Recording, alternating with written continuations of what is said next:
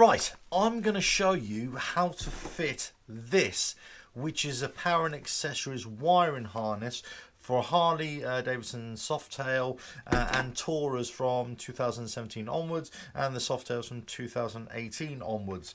And basically, this one fits under the seat. Catch you inside. RevelatorAlf. Hello, welcome to RevelatorAlf. Hope you enjoying the channel and the series of videos. Don't forget to subscribe, like and share, and check out the website RevelatorAlf.com. So basically what we're going to do is fit this harness. Now this harness, you can either have it on ignition for power, or you can have it as a permanent power from the battery. And basically you've got this, so this connects to the positive terminal of the battery. This actually goes into your 325B P&A accessories port, and I'll show you how to do that now.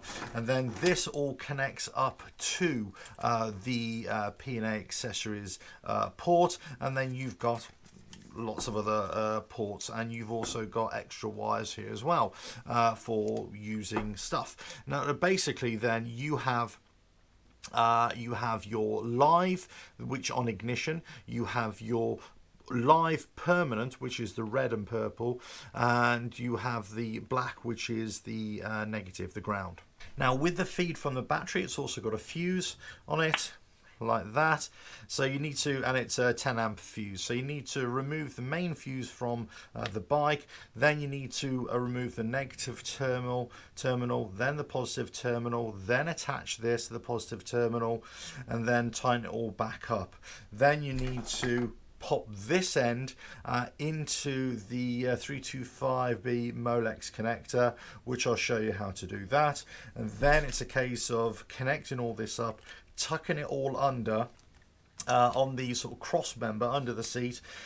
Then you can attach whatever you want to attach to it, if that makes sense, whatever connectors you want. Okay, so on this one here, you've got a dummy connector there as well. That goes onto there. You've got another connector here with a little plug, which will go on there like that. And then you've got another connector there as well. And also just 3 spare wires, as I said, for connecting whatever you want. Right, the best thing to do is just get over to the bike and show you how to do it. Okay, so I'm at the bike now. And basically you need to actually pull away at this connector here, which is mounted just above the main fuse, and just below that other connector there, and just pull away out the way your DLC here, which is this connector here. So basically what we need to do is just pull away like this. There we go, like that. So you press down on that and it pull away the dummy cap. Okay, that's what you don't need. The next thing to do is this is secondary cap here, so we need to pull that up, and you don't pull it away, you don't pull it off, you just lift it off just a few mil. So just to confirm, the main fuse is pulled as well. So what we need to do is just get in this connector and just lift, see that little hole there? Just pull it up like that. Don't remove it, just pull it up. Okay, so you need to remove this little dummy plug here. So what we need to do is pop a little safety pin just on the underside here. Pop it on the underside. Go through, pop it through like that. Then add a bit of downward pressure and it will pop out. Okay, so underneath there, there's a little hook. You might just see it, there's a little hook right there. So you're pushing pressure on that so it pulls away from the clasp on the inside. Okay, so the next thing to do is you've got to hook up the positive feed into there. So disconnect the battery first and then redo it. Okay, battery disconnected. Now to connect up the live feed, which will be this one via the fuse. So what I'll do first of all, pull the fuse. We don't need that in there right now. Next, need to route the cable through the center part here and actually connect it to the battery positive terminal. Next, put the positive terminal bolt back in.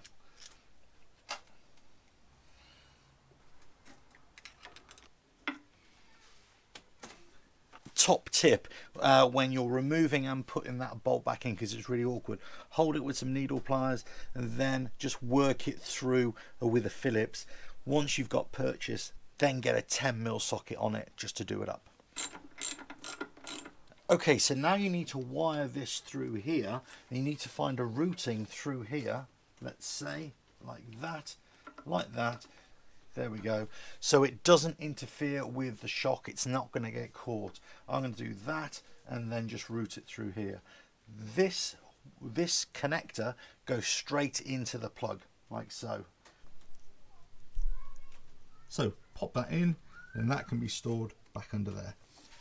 Okay, so just to go through that again, if you need to remove a pin, you just get the secondary lock, that little slot there, and you just lift it up like that, only just a small bit. Next thing to do, go on the underside of the pin like that, and then it will pop out. There you go, and just pop it out like so. There we go. Okay, so to pop it back in, all you need to do is just find the slot. It will only go in one way, push it all the way until you hear a click. There you go. Hear that? That was a click. Then push the secondary lock back in. That's it. That's tight, that won't come out. Then you can store it back underneath there. Okay, so the next bit is then to decide where are you going to route your harness and how are you going to store it.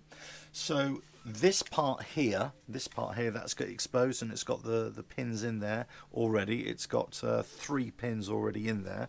That actually connects up to your connector there, your 325. Okay, so that's a 325B, this is a 325A. So then you need to store that somewhere. Then you need to be able to route these and store these on the bike somewhere so they don't interfere with the rest of the bike. Then depending on what accessories you want, you can connect up to this connector here, this connector here, this connector here, and it really depends which you want. So you can have the switched power or the live power as well. Right. Now, just to confirm that the purple wire here, that is switched ignition power. The black is ground, negative power, and the red and purple, or mainly red wire, that is permanent live feed power. And that goes to all 3 switches, okay? So it depends which you want, okay? Do you want switched power or not switched power? It gives you the option here, right? And to be able to get either of those, you just get the right connector and put your wires into the right connection pin for that slot. Right. These connectors, if you can't find the connectors, then you could, if you wanted to, snip them off and just connect the wires, splice the wires, or you could just use this one here, snip and splice the wires here, use a soldering iron, bit of solder, connect them all up. Nice firm junction, join, tape it all up, and away you go. Right, I'm going to clip this back under here, like that.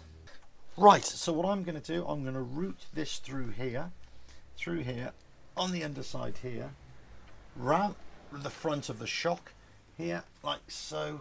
Right, the next thing to do, cable tie this off, and then tidy up the wiring just a little bit, and then connect up the battery, and away I go. Basically this wiring here, I'm just going to tuck up through here, up through the electrical accessories, up through here like that, make it nice and neat, and then just tuck it back under like so. I've got the fuse cable here connected to here, cable tied there. That will tie it off. Everything's clear of the shock. Just need to put up the negative battery on as well.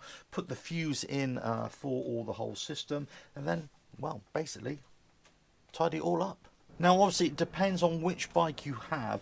There might be different space available, different routing options as well. So bear that in mind. You're going to have to see which space is available on your bike, and then go from there. Right, all done. So. A couple of extra cable ties really, just to tidy it all up. That all goes back in there, that all goes in there, put the fuse back into the line there, cover it over, done. Now just to put the main fuse back in.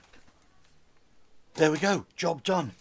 Right, put the panels back on, put the seat on, and away I go. It's not as difficult as it seems, or it may appear to seem. Actually, this kit is very good. There's no cutting of wires or having to crimp anything. It's already good. Top job, Harley Davidson, for making this part available. But as I said before, this is a kind of kit which I would say already needs to be on there, that you just put multiple accessories on whenever you want. But say, look, it's 30 odd pounds. It's not a major consideration. So you either got powered accessories from the seat, under the seat area, or with the other video which I showed you at the front end as well by the USB caddy, you've got an extra power outlet there as well. So you know, the whole bike has got lots of accessories, but obviously, big word of warning, don't have all your accessories on at the same time, because you may overload the battery. Your battery might not be able to cope with it. It might drain too much, and the alternator might not be big enough to charge it all. So you may need to invest in a bigger, higher output voltage regulator and alternator to cope with all the accessories that you've got on there. So just bear that in mind. But anyway, you know, you're gonna have to modulate that. But anyway, hope you found that useful. Don't forget to subscribe, like and share. Check out the website RevelatorAlf.com. This kit is an easy kit to fit. Well worth it, I would say, if you're going to be thinking about putting on accessories. If you're going to be thinking about going on a tour and you want extra charging points, let's say for your camera, batteries, phone, all that kind of stuff. If you want to charge a laptop, if you want to put an inverter on here as well and charge, you know, your domestic appliances, well, not appliances but accessories, you know, laptops, that kind of thing, this is the kind of thing to have. Invest in this. Simple fix. But those Molex connectors, I see a lot of people who remove the whole lot. You don't need to do it. You just pull it up just a little bit, just about 5mm, not even that, whatever that is in inches, and then you just pull out the dummy plug and insert the connector, which is already connected. It only goes in one way. I've got to say, it only goes in one way, so you can't put it in wrong. And then just put it in gently, and away you go. You saw how I took it out as well. You just need a big heavy duty safety pin for that. Right, time I went and got washed. But catch you again on the next video. Well, coming very soon. Did I say about subscribing? You know the score. Ta-da.